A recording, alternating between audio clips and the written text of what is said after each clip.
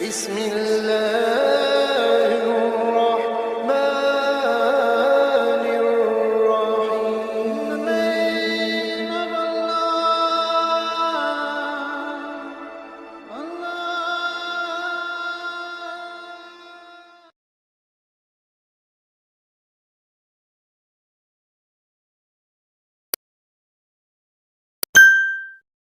بسم اللہ الرحمن الرحیم نحمده ونصلی علی رسولہ الکریم اما بعد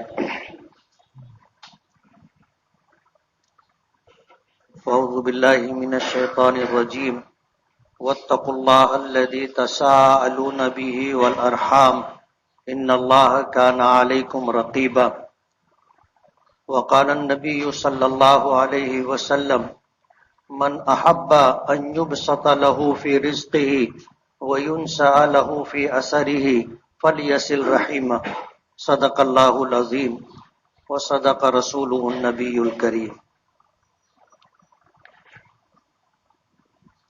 بزرگان محترم اور عزیز دوستو،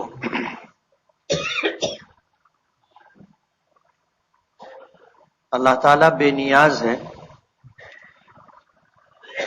اور ایسا بے نیاز ہے کہ ساری کائنات اس کی محتاج. اللہ تعالیٰ نے ایک چھوٹی سی صورت میں اس بات کا تذکرہ کیا کہ قل هو اللہ احد، کہ محمد صلی اللہ علیہ وسلم آپ کہہ دیجئے کہ اللہ یکتا و تنہا ہے. اللہ الصمد، اللہ بے نیاز ہے. صمد اس ذات کو کہتے ہیں کہ جو کامل طور پر بے نیاز ہو، لیکن اس کی بے نیازی کے ساتھ ساتھ کائنات کی تمام مخلوق اس کی محتاج ہو. اس ذات کو صمد کہتے ہیں. اللہ تعالیٰ کے ناموں میں سے ایک نام ہے اور یہ اللہ تعالیٰ کا صفاتی نام ہے. تو کائنات کی تمام مخلوق اللہ کی محتاج ہے اور اللہ کسی کا محتاج نہیں ہے، تمام لوگوں سے بے نیاز ہے. لیکن اللہ نے ہمیں وجود عطا کیا، تندرست جسم دیا، عقل و ذہانت کی نعمت اللہ نے عطا کی. ہم سوچ سکتے ہیں، سمجھ سکتے ہیں، اچھے برے کی تمیز کر سکتے ہیں، نفع اور نقصان کا احساس کر سکتے ہیں، ہم دیکھ سکتے ہیں، سن سکتے ہیں، بول سکتے ہیں، چکھ سکتے ہیں. یہ ساری چیزیں اللہ نے ہمیں عطا کی. اور اگر اللہ ان چیزوں میں سے کوئی ایک چیز بھی لے لے، یعنی اگر کوئی بچہ مادر ذات نابینا پیدا ہو جائے، یعنی اللہ نے اس کو پیدائشی آنکھیں نہیں دی، تو ساری دنیا کی میڈیکل مل کر کے اسے آنکھ نہیں دے سکتی. یعنی جو مادر ذات اندھا پیدا ہو جائے تو پھر وہ اندھا ہی رہے گا، ساری دنیا مل کر کے اس کو آنکھ نہیں دے سکتی. بہرا پیدا ہو، گونگا پیدا ہو، آپ دیکھو گے کہ جو بچے بہرے پیدا ہو جاتے ہیں وہ گونگے بھی رہتے، اور گونگے اس لیے رہتے ہیں کہ ان کو سنائی نہیں دیتا، تو کیسی آواز نکالنی چاہیے ان کو سمجھتا نہیں ہے. جو بچے مادر ذات بہرے پیدا ہو تو بہرے ہونے کے ساتھ ساتھ وہ گونگے بھی رہتے، یعنی آواز ایسی نکالیں گے کہ جس آواز کا کوئی تلفظ نہیں ہوتا، وہ کیا کہہ رہا ہے یہ سمجھ میں نہیں آتا. وہ سنتا ہے تو اس کی نقل کرتا ہے اور وہ بولتا ہے. تو اللہ اس پوری کائنات کا خالق ہے، مالک ہے. جب اس نے یہ پوری کائنات بنائی اور ہم انسانوں کو اللہ نے اشرف المخلوقات بنایا، تو اللہ تعالیٰ کے ہم پر حقوق ہیں. سب سے پہلا حق اللہ تعالیٰ کو وحدہ لا شریک لہ ماننا، جس کو وحدانیت کہتے ہیں. دوسرا حق ہے اللہ تعالیٰ کی ربوبیت، کہ اس پوری کائنات کا خالق، اس پوری کائنات کا رب ساری ضرورتیں ہر مخلوق کی پوری کرنے والا رب ہے۔ تیسرا حق ہے الوہیت، کہ اسی ایک کی پرستش اور پوجا کی جائے، یہ تو اللہ کا حق ہے۔ اور کل قیامت کے دن اللہ تعالیٰ اپنے حق کے معاملے میں 3 عدالتیں لگائے گا، پیچھے میں نے اس کا تذکرہ کیا ہے۔ سب سے پہلا حق نعمتوں کا ہوگا، سب سے پہلا حق بندہ اللہ کی بارگاہ میں پیش ہوگا تو سب سے پہلے جس عدالت میں پیش ہوگا وہاں نعمتوں کے متعلق عدالت لگے گی۔ سورہ میں آپ نے الہاکم التکاثر میں پڑھا ہوگا ثم لتسألن یومئذ عن النعیم، کہ پھر قیامت کے دن تم لوگوں سے ضرور بھی ضرور نعمتوں کا سوال کیا جائے گا، پوچھا جائے گا۔ جو نعمتیں اللہ نے ہمیں دی ہے بے مانگے ہم کو ملی ہے، یا مانگا تھا اللہ نے عطا کی ہے، ان تمام نعمتوں کا سوال ہوگا۔ اللہ تعالیٰ پوچھیں گے کہ میں نے تمہیں انسان بنایا، یہ میرا فیصلہ تھا، چاہتا تو کوئی دوسری مخلوق بھی بنا سکتا تھا، لیکن میں نے تمہیں انسان بنایا، اس نعمت کے بدلے میں میرے لیے کیا لے کر کے آئے؟ پھر میں نے تجھے دیوانہ اور پاگل نہیں بنایا، عقل کی نعمت دی، اس کے بدلے میں کیا دے گا؟ آنکھ دی، کیا دے گا؟ کان دیے، سنتا ہے، کیا دے گا؟ زبان دی، بولتا اور چکتا ہے، کیا دے گا؟ تندرست جسم دیا، لنگڑا لولا نہیں بنایا، معذور نہیں بنایا۔ اور پھر جتنی نعمتیں اللہ پاک نے دی ہیں وہ ساری نعمتیں اسے یاد دلائی جائیں گی، اسے جتایا اور بتلایا جائے گا، اور ان تمام نعمتوں کے بدلے میں اس سے نیکیاں لی جائیں گی۔ یہ نعمتوں کی عدالت ہوگی۔ ہر انسان صاحب ایمان ہو نہ ہو، نعمتیں اللہ نے دی ہے، وجود عطا کیا ہے، تو اس کے بدلے میں اللہ کی بارگاہ میں نیکیاں دینی پڑیں گی۔ بنی اسرائیل کا ایک شخص تھا، اس نے 500 برس تک اللہ کی اس طرح عبادت کی تھی کہ پلک جھپکنے کے برابر بھی نافرمانی نہیں کی تھی، بستی چھوڑ دیا تھا، اور سمندر میں ایک ویران جزیرے پر جا کر اس نے ڈیرا ڈالا تھا۔ اللہ نے اس کے لیے وہاں میٹھے پانی کا چشمہ جاری کیا تھا، چاروں طرف شور سمندر، کھارا پانی، بیچ میں ایک جزیرے کی شکل، وہاں اللہ نے میٹھے پانی کا چشمہ جاری کیا۔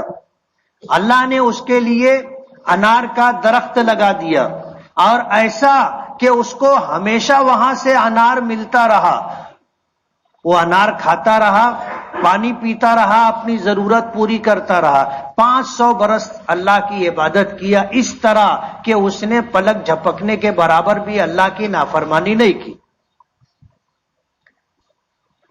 انتقال ہو گیا، اللہ کی عدالت میں پیشی ہوئی، تو اللہ پاک نے فرمایا کہ اس کو میرے فضل سے جہنم میں لے جاؤ، تو وہ رک گیا،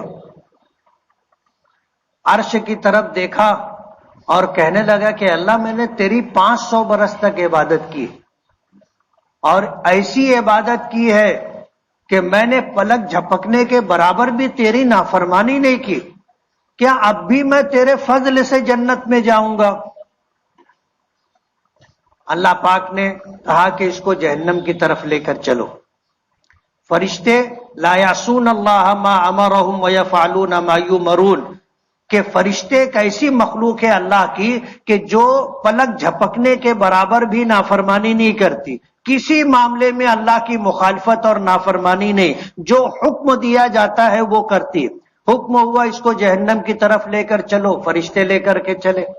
حدیث پاک میں آتا ہے کہ جہنم 100 سال کی مسافت پر ہوگی، یعنی ایک تیز رفتار سواری پر کوئی آدمی 100 سال مسلسل چلے تو کتنی مسافت طے کرے گا؟ جہنم اتنی دوری پر ہوگی، یہاں پر اس کی حدت اور گرمی محسوس ہوگی۔ جب اس کو لے کر کے چلے تو گرمی لگی، گرمی کی شدت سے پیاس لگی، پانی مانگا تو فرشتوں نے کہا کہ یہاں مفت میں پانی نہیں ملتا. تو وہ کہنے لگا کہ میرے پاس تو درہم و دینار نہیں ہے، مال و دولت نہیں ہے، روپیہ پیسہ نہیں ہے. تو فرشتوں نے کہا کہ یہ آخرت ہے، یہاں درہم و دینار روپیہ پیسہ نہیں چلتا، یہاں جو سکہ چلتا ہے وہ نیکیوں کا سکہ چلتا ہے، نیکیوں کے بدلے میں کچھ ملے گا. تو اس نے کہا کہ مجھے ایک گلاس پانی دو. تو فرشتوں نے کہا کہ مفت میں نہیں ملے گا. بولے 2 رکعت نفل نماز کا ثواب لے لو. فرشتوں نے کہا اس پہ پانی نہیں ملے گا. بولے فرض نماز کا لے لو، 1 فرض کا، 5 فرض کا، 2 دن کا، 3 دن کا. عبادتیں یہ قیمت بڑھاتا رہا. فرشتے انکار کرتے رہے کہ اتنے میں پانی نہیں آتا. پیاس اس کو آگے لے کے بڑھتے رہے، گرمی کی شدت بڑھتی رہی، پیاس سے حلق کانٹا ہو گئی. وہ قیمت بڑھاتا رہا، آخر میں آیا، اس نے کہا کہ 250 برس کی عبادت لے لو. فرشتوں نے کہا ٹھیک ہے. اس کو پانی دے دیا، اس نے سیر ہو کے پانی پی لیا.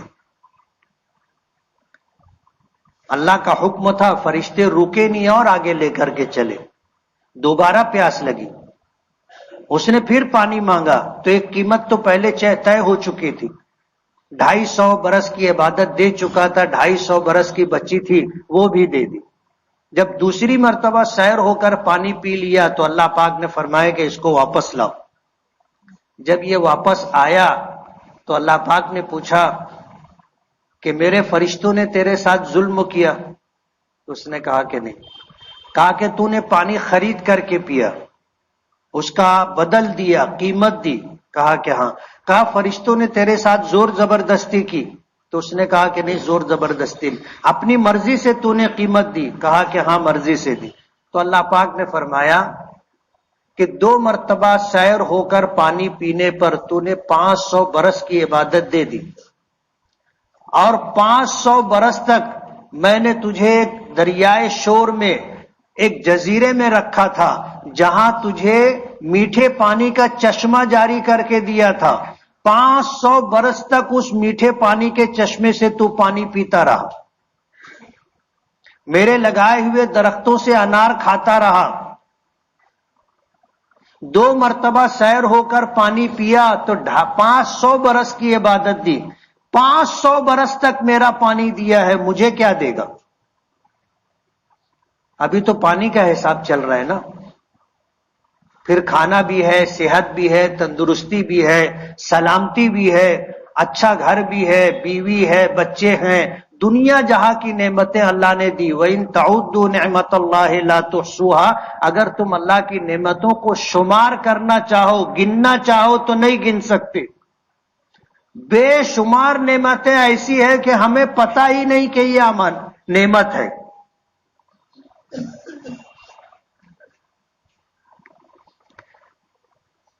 ہارون رشید کے دربار میں اس وقت کے بہت بڑے عالم اور بزرگ پہنچے. ہارون رشید نے کہا مجھے نصیحت کیجیے. تو انہوں نے پوچھا نصیحت اس نے چاہی. تو انہوں نے پوچھا کہ اگر تجھے پانی نہ ملے، تو شکار پر گیا، جنگل میں بھٹک گیا، سارے ساتھیوں سے بچھڑ گیا، اور پیاس شدت کی لگی، پیاس شدت کی لگی، اگر پانی نہیں ملے گا تو تو مر جائے گا، ایسی حالت ہو گئی. تو پھر اگر کسی نے تجھ کو پانی دیا تو اس کے بدلے میں کیا دے گا؟ بولے آدھی سلطنت دے دوں گا. پھر پوچھا کہ پانی پی تو لیا، پانی پی لینے کے بعد پھر پیشاب شدت کی لگی، پیشاب شدت کی لگی اور پیشاب نہیں ہو رہا ہے. کبھی ہوتا ہے ایسا، جن لوگوں کو پتھری کی بیماری ہوتی ہے یا اور کوئی مرض لاحق ہوتا ہے، پیشاب لگتا ہے، ہوتا نہیں ہے، اور مریض تڑپتا ہے، ایسا تڑپتا ہے جیسے پانی کے بغیر مچھلی تڑپتی ہے۔ پتھری کے مریض کو کبھی شدت درد میں دیکھا ہے، شدت تکلیف میں دیکھا ہے؟ نہ اس کو کھڑے چین ہوتا ہے، نہ بیٹھے چین ہوتا ہے، نہ لیٹے چین ہوتا ہے۔ پیشاب لگا ہے، ہو نہیں رہی ہے۔ انہوں نے پوچھا کہ ایسی حالت ہو جائے اور کوئی اگر تجھے آرام سے سہولت سے پیشاب کروا دے تو تو کیا دے گا؟ بولے آدھی سلطنت دے دوں گا۔ انہوں نے کہا کہ تیری سلطنت کی حیثیت کیا ہے؟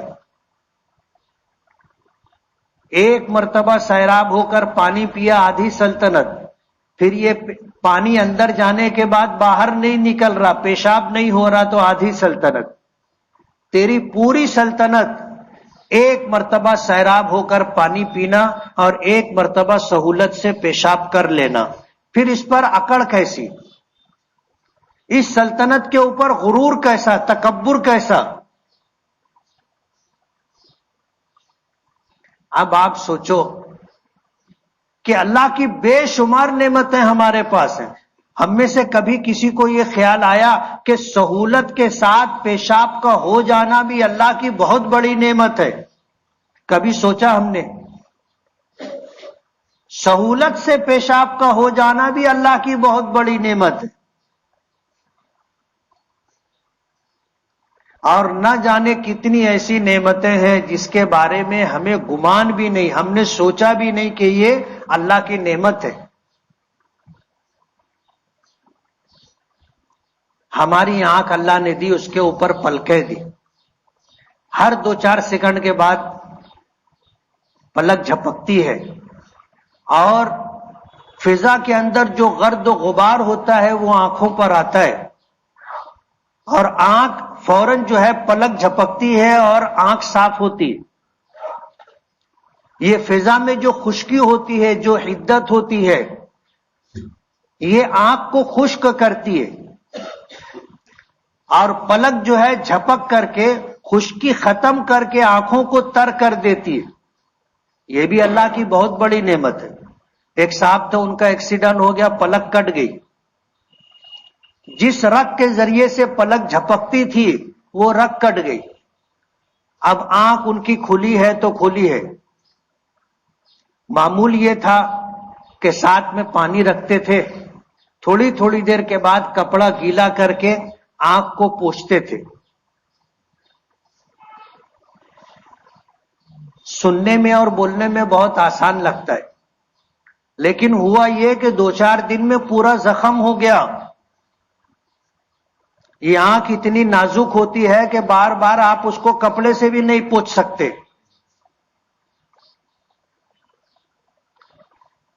کروڑوں روپیہ خرچ کرنے کے لیے وہ شخص تیار تھا کہ میری پلک درست ہو جائے، اس مصیبت سے نجات ملے۔ ہم نے کبھی سوچا بھی نہیں کہ یہ پلک جھپکتی ہے، یہ اللہ کی کتنی بڑی نعمت ہے۔ آنکھ اگر خشک ہو گئی تو آدمی اندھا ہو جائے گا۔ آپ کپڑا دھوتے ہو، کپڑا گیلا ہوتا ہے، تھوڑی دیر میں کپڑا سوکھ جاتا ہے، اس کپڑے میں جتنا پانی ہوتا ہے وہ ختم ہو جاتا ہے۔ تو یہ فضا میں جو خشکی ہوتی ہے، جو گرمی ہوتی ہے، یہ آنکھوں کو بھی خشک کر دے گی، آدمی اندھا ہو جائے گا، آنکھ ضائع ہو جائے گی۔ اس پلک کا جھپکنا بھی اللہ کی بہت بڑی نعمت ہے، ہمیں پتہ نہیں ہے۔ کل قیامت کے دن نعمتوں کی عدالت ہوگی، ثم لتسألن یومئذ عن النعیم۔ کل قیامت کے دن نعمتوں کے متعلق ضرور بھی ضرور سوال کیا جائے گا، پوچھا جائے گا۔ علماء نے لکھا ہے کہ کتنے لوگ ایسے ہوں گے کہ وہ نعمتوں کی عدالت میں پہنچیں گے، ساری نیکیاں ختم ہو جائیں گی، بچے گا کچھ نہیں، ساری نیکیاں ختم ہو جائیں گی۔ ابھی اگلی عدالت باقی ہے حقوق العباد کی۔ نعمتوں کی عدالت سے آدمی نجات پائے گا، فارغ ہوگا تو اس کے بعد دوسری عدالت ہوگی بندوں کے حقوق کی. بندوں کے حقوق میں میں نے بہن کا تذکرہ کیا. بندوں کے حقوق میں کچھ اور رشتہ داروں کے حقوق کی بات کی. دوسری عدالت بندوں کے حقوق کی ہے. بندے آئیں گے اپنے حق کا مطالبہ لے کر کے. بندوں سے سمجھ رہے ہو؟ اپنے رشتہ دار، ماں آئے گی، بہن آئے گی، بیٹی آئے گی، بیوی آئے گی، بچے آئیں گے. سارے رشتہ داروں کا ہم پر حق ہے. وہ آئیں گے، آ کر اپنے حقوق کا مطالبہ کریں گے. وَاتَّقُوا اللَّهَ الَّذِي تَسَاءَلُونَ بِهِ وَالْأَرْحَامَ إِنَّ اللَّهَ كَانَ عَلَيْكُمْ رَقِيبًا. نکاح کے خطبے میں ہم آیت پڑھتے ہیں، اس آیت کا ایک حصہ ہے ڈرو تم اس اللہ سے جس کے نام کا حوالہ دے کر کے تم لوگوں سے اپنے حق کا مطالبہ کرتے ہو. تساءلون بہ والارحام، یہ ہمارے جو رشتہ دار ہوتے ہیں عربی زبان میں یا تو ان کو ذوی الارحام کہا جاتا ہے یا ان کو ذوی القربہ کہا جاتا ہے، جو ہمارے نسبی اور خونی رشتہ دار ہیں. نسبی اور خونی رشتہ دار، چاہے پھر وہ رشتہ باپ کی طرف سے ہو چاہے پھر وہ رشتہ ماں کی طرف سے ہو، یہ ذوی الارحام ہے، یہ ذوی القربہ ہے. ان کا بھی ہم پر حق ہے اور ہمارے ذمے ضروری ہے کہ ہم ان کے حقوق کو ادا کریں.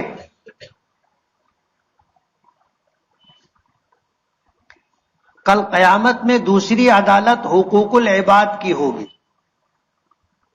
آج جن بچوں کے لیے ہم کماتے ہیں، آدمی کس کے لیے کماتا ہے؟ یہ سوال کرو تو لوگ جواب دیتے ہیں کہ اپنے بچوں کے لیے. کس کے لیے کماتا ہے؟ اپنے بچوں کے لیے. اپنی ضرورت کتنی؟ ایک روٹی، دو روٹی، دو چار لقمے چاول. لیکن آدمی جد و جہد کتنی کرتا ہے، کماتا کتنا ہے؟ گھر بنانے کا گھر بنتا ہے، سواری لینا ہے سواری لیتا، پھر ساری زندگی کوشش کرتا رہتا، کماتا رہتا. کس کے لیے؟ اولاد کے لیے. یہ اولاد کل قیامت کے دن اپنے حق کا مطالبہ لے کر کھڑی ہوگی، اور سب سے پہلے جو حق کا مطالبہ ہوگا وہ یہ کہ آپ نے ان کی اولاد ہمیں بنایا تھا، یہ ماں باپ تھے، ان کو دنیا میں آنے کا ذریعہ بنا، دنیا میں آئے ہماری آخرت بن جائے، اللہ ہم سے راضی ہو جائے اور ہم آخرت میں سرخرو ہو کر کامیاب ہو کر جنت میں چلے جائے. یہ ذمہ داری ماں باپ کی تھی. ہم میں سے کتنے لوگ ہیں جو اپنی اولاد کے تعلق سے اس طرح کی فکر کرتے؟ یہ اولاد کا حق ہے ماں باپ پر. کل قیامت کے دن اللہ کی بارگاہ میں یہ آئیں گے، انہوں نے ہم کو جو ہے زمینیں دی تھی، جائیداد دی تھی، کارخانے دیے تھے، سیزنگیں دی تھی، دکانیں دی تھی، سواریاں دی تھی، اچھا لباس دیا تھا، سب کچھ دیا تھا، لیکن جو دینا چاہیے تھا جس سے ہم اللہ کی بارگاہ میں سرخرو ہو جاتے، آخرت کے عذاب سے بچ جاتے، جہنم سے نجات پا کر جنت میں چلے جاتے، یہ ماں باپ کی ذمہ داری تھی کہ ہمیں ایسے راستے پر ڈالتے. ہماری دنیا تو بنانے کی فکر کی، آخرت بنانے کی فکر نہیں کی. اولاد آ کے کھڑی ہوگی سب سے پہلے اپنے حق کا مطالبہ لے کر کے. وہ ماں باپ سوچیں جو اپنی اولاد کی دنیا بنانے کی فکر کرتے، خوشحالی مل جائے، راحتیں مل جائے، اسباب و وسائل کا ڈھیر ہو، آمدنی کے ذرائع ہو، بڑا بینک بیلنس ہو، سواری ہو، اچھے کپڑے ہو، مکان ہو. ماں باپ اولاد کے لیے اس کی فکر کرتے؟ اس کی فکر نہیں کرتے کہ یہ 5 وقتہ نمازی ہو جائے، اللہ کا تابع دار و فرما بردار ہو جائے، یہ بندوں کا بھی حق ادا کرنے والا، اللہ کا بھی حق ادا کرنے والا بن جائے. اس کی فکر کون ماں باپ کرتا ہے؟ دنیا بھر کی چیزیں اولاد کو دی، دینداری نہیں ملی، آپ نے نئی فکر کی، کل اولاد کھڑی ہوگی اپنے حق کا مطالبہ لے کر کے کہ ہماری آخرت کی بربادی کے ذمہ دار یہ۔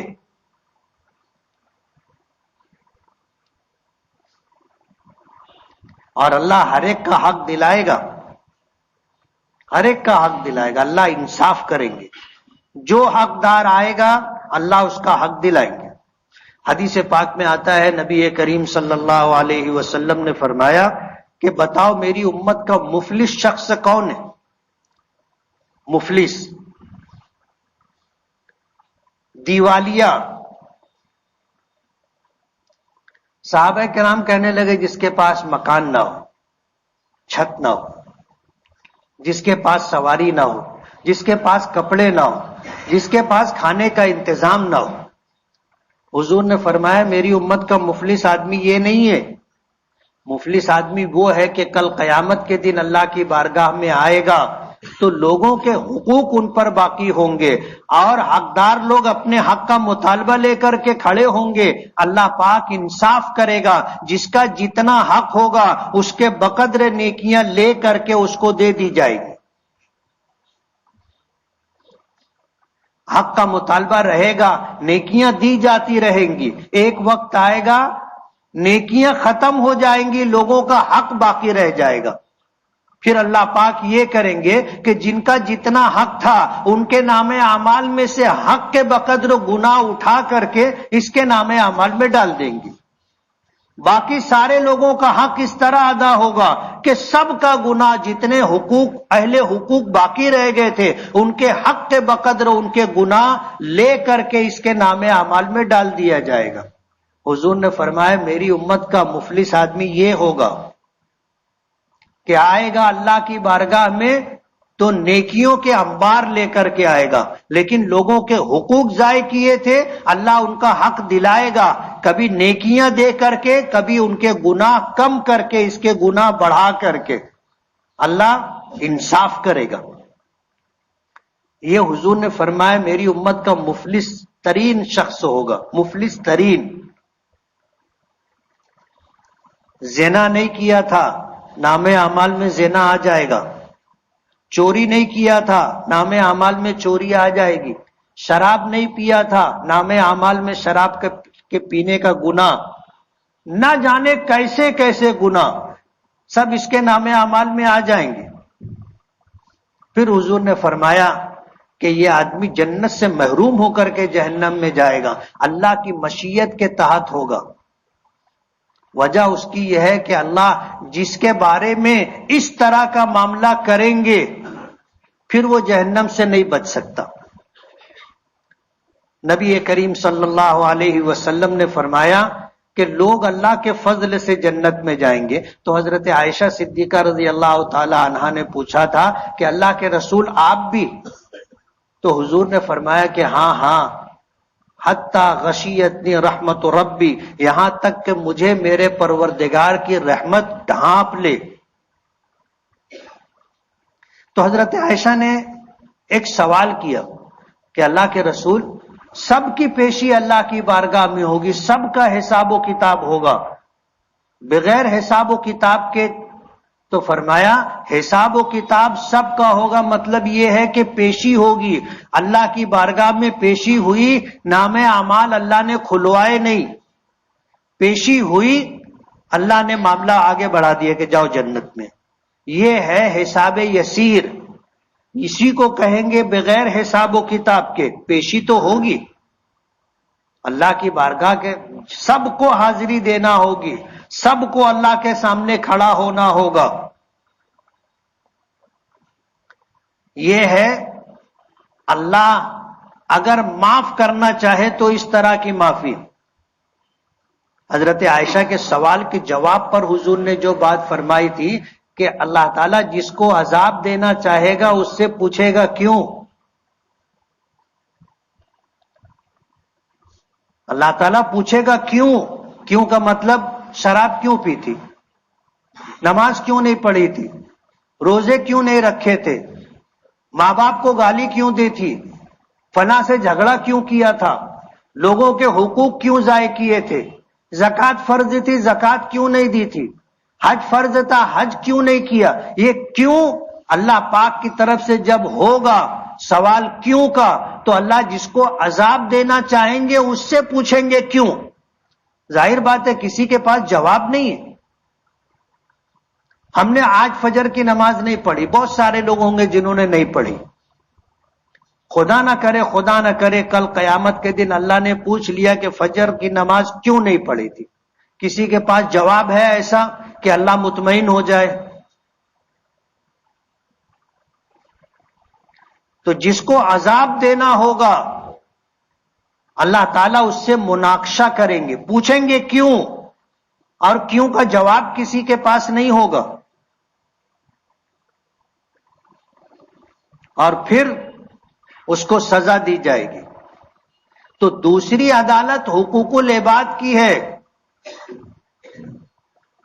اللہ نے فرمایا ڈرو تم اس اللہ سے جس کے نام کا حوالہ دے کر کے، جس کے نام کا واسطہ دے کر کے تم لوگوں سے اپنا حق مانگتے ہو، والارحام، اور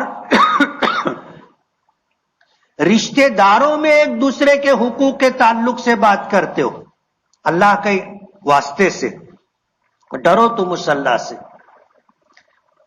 نبی کریم صلی اللہ علیہ وسلم نے فرمایا، اور یہ بات یاد رکھنا، فرمایا کہ من احب ان یبسط له فی رزقہ وینسى له فی اثرہ فلیصل رحمہ، کہ جو آدمی یہ چاہتا ہے کہ اس دنیا میں اللہ تعالیٰ اسے خوشحالی عطا کرے، کشادگی عطا کرے، پرسکون زندگی عطا کرے، محتاجگی اور ضرورتیں اللہ پوری کر دے، جو آدمی یہ چاہتا ہو کہ اسے دنیا میں خوشحالی، مالداری، امیری، محتاجگی ختم ہو جائے، ضرورتیں پوری ہو جائے، اور جو آدمی یہ چاہتا ہے وَيُنْسَى لَهُ فِي أَثَرِهِ، اللہ اس کو لمبی عمر عطا کرے، اللہ اس کو لمبی عمر عطا کرے، اسے چاہیے فَلْيَصِلْ رَحِمًا، اپنے رشتہ داروں کے ساتھ، نسبی اور خونی رشتہ داروں کے ساتھ صلہ رحمی کرے۔ پھر وہ رشتہ داری باپ کی طرف سے ہو تو اسے ادا کرو، وہ رشتہ داری ماں کی طرف سے ہو تو ان کے ساتھ صلہ رحمی کرو۔ صلہ رحمی کا مطلب یہ ہے کہ اپنے جتنے رشتہ دار ہیں جن سے خونی اور نسبی تعلق ہے، ایسے لوگوں کی ضرورت کے موقع پر ان کی مدد کرنا۔ ضروری نہیں ہے کہ ایک آدمی کو مکان بنانے کی ضرورت ہے آپ پورا مکان بنا کر کے دیں، اگر آپ کی حیثیت ہوگی تو آپ دیں گے، اگر آپ کی حیثیت نہیں ہوگی تو نہیں دے سکیں گے۔ آپ جو کر سکتے ہو اپنے رشتہ داروں کے لیے، چھوٹی کوئی مدد کر سکتے ہو تو کریں۔ جو دور کے رشتہ دار ہیں ان سے کم سال میں ایک مرتبہ ملنا چاہیے، اور ان کے اچھے برے وقت میں آدمی کو شریک رہنا چاہیے۔ جو مدد آپ کر سکتے ہو وہ مدد کرنا چاہیے۔ جو قریبی رشتہ دار ہیں ہر مہینہ ان سے ملاقات کرنا چاہیے، یہ ان کا حق ہے، ہم کرتے ہیں۔ کتنے رشتہ دار ایسے ہیں کہ زندگی بھر ملاقات نہیں کرتے، زندگی بھر ملاقات نہیں کرتے، اور بھول بھی جاتے ہیں کہ یہ اپنا رشتہ دار ہے۔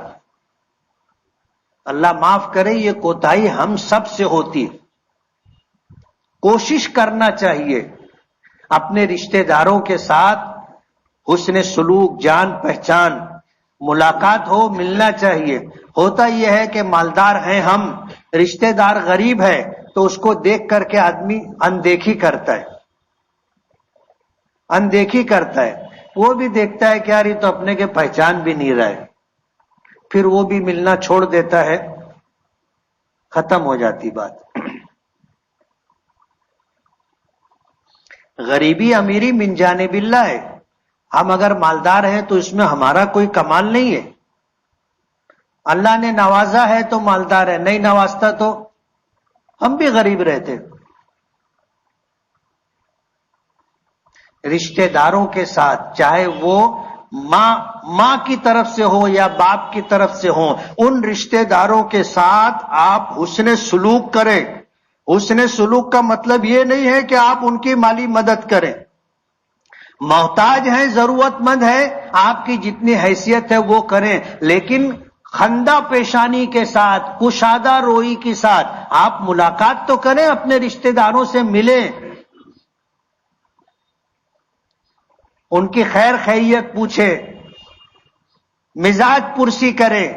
یہ ذمہ داری ہے، یہ کرنا بندوں کے حقوق کی ادائیگی کے لیے ضروری ہے۔ اللہ کی بارگاہ میں دوسری عدالت حقوق العباد کی ہوگی، اور حضور نے فیصلہ کن بات فرمائی ہے کہ اللہ تعالیٰ اپنے حق میں تو درگزر کا معاملہ کریں گے۔ کیوں؟ اللہ بے نیاز ہے۔ تم نماز پڑھے تو کوئی اللہ کی شان بڑھ جائے گی، ایسا نہیں ہے، اور نہیں پڑھے تو اللہ کی قدر و منزلت میں کچھ کمی آ جائے گی، ایسا بھی نہیں ہے۔ اللہ بے نیاز ہے، درگزر سے کام لے گا، لیکن حقوق العباد میں اللہ انصاف کریں گے۔ جب تک بندہ نہیں معاف کرے گا، اللہ معاف نہیں کریں گے۔ اللہ حق دلوائیں گے، حقدار کا حق دلوائیں گے۔ پھر اگر اللہ نے فضل کیا تو الگ بات ہے کہ تم نہیں دے سکے، اللہ اپنے پاس سے دے دے، وہ ایک الگ چیز ہے، مگر کس کے ساتھ یہ معاملہ ہوگا نہیں معلوم۔ اس لیے حقوق العباد کی ادائیگی کی فکر کرے۔ ایک اللہ والے سے کسی نے پوچھا، ایک بزرگ سے پوچھا کہ آپ مجھے کچھ نصیحت فرما دیں، تو انہوں نے فرمایا کہ اس بات کا خیال رکھنا کہ اللہ سے کوئی تیری شکایت نہ کرے۔ یاد رہے گا؟ اس بات کا خیال رکھنا کہ اللہ سے کوئی تیری شکایت نہ کرے۔ اب ظاہر بات ہے، حق ادا نہیں ہوگا تو شکایت تو رہے گی نا۔ تو ہمیں روزانہ اس بات کی فکر کرنی چاہیے کہ کوئی اللہ سے ہماری شکایت نہ کرے، ایسی زندگی گزارے۔ موت برحق ہے اور یہ دنیا نہ ہے۔ حضور نے فرمایا الدنیا کن فی الدنیا کأنک غریب او عابر السبیل، دنیا میں اس طرح رہو جیسے پردیس میں پردیسی رہتا ہے، یا جس طرح مسافر راستے سے گزرتا ہوا تھوڑی دیر کے لیے کہیں رکتا ہے۔ یہ دنیا ایسی ہے، ہم یہاں پردیسی کی طرح ہے، یہ ہمارا وطن نہیں ہے، ہماری منزل نہیں ہے، ہم تو مسافر ہیں، تھوڑی دیر کے لیے رکے ہیں۔ یہ تھوڑی دیر جس کو ہم اپنی زندگی سمجھتے ہیں، اور پھر اسی میں جو ہے تاج محل ہے، لال قلعہ ہے، اپنی حویلی ہے، اپنا بنگلہ ہے، لوگ بناتے ہیں، ایک کارخانہ پھر دوسرا پھر تیسرا، ایک سائزنگ پھر دوسری سائزنگ۔ ہم مسافر ہیں، یہاں ہمیشہ رہنے کے لیے نہیں آئے کہ کوئی کم بناتا ہے کوئی زیادہ بناتا ہے، اور جب جاتے ہیں تو ساتھ میں لے کے چلے جاتے ہیں، نہیں، جاتے سب چھوڑ کر کے چلے جاتے۔ حضور نے کتنی عجیب بات فرمائی کہ بتاؤ تم میں سے کون آدمی ایسا ہے جو دوسروں کے مال سے محبت کرتا ہے؟ صحابہ کرام نے کہا کہ اللہ کے رسول دوسروں کے مال سے کون محبت کرے گا؟ دوسروں کے مال سے کون محبت کرے گا؟ تو حضور نے فرمایا جو کھا لیا وہ اپنا، جو پی لیا وہ اپنا، جو پہن لیا وہ اپنا، جو برت اور استعمال لیا وہ اپنا، باقی جتنا ہے وہ سب دوسروں کا ہے۔ باقی جتنا ہے سب دوسروں کا ہے۔ کیوں؟ مرا، آنکھ بند ہوئی، دوسرے اس کے مالک ہو جاتے نا، تم ساتھ میں تھوڑی لے کے جاؤ گے، یہ دوسروں کا مال ہے۔